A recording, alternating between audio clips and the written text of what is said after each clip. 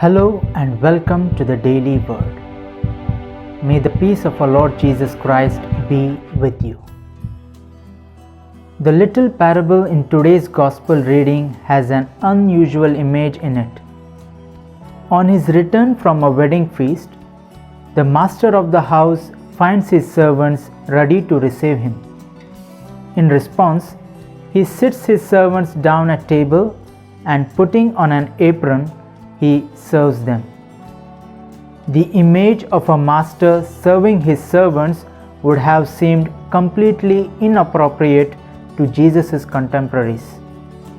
It simply wasn't done.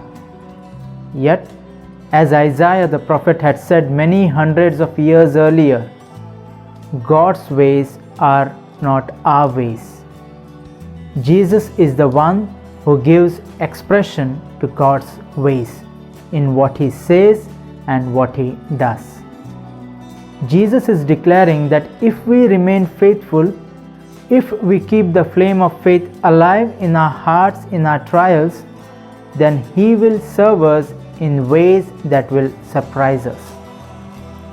The servants in the parable did not forget their master simply because he was away for a time. They kept him in mind. They were as mindful of him as if he were physically present. In return, they experienced his unconventional generosity. If we keep the Lord in mind in all we say and do, even during those times when he seems remote from us, we too will know his loving service.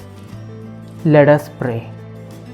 Lord Jesus, help us to be aware of your presence with us at all times. May our faith be so strong that amidst any storms in our lives, we do not let the lamps of our faith go dim, but keep it lit, knowing fully well that you will save us. Amen. Thank you for joining us on the Daily Word. Until next time, be cheerful, filled with hope and peace.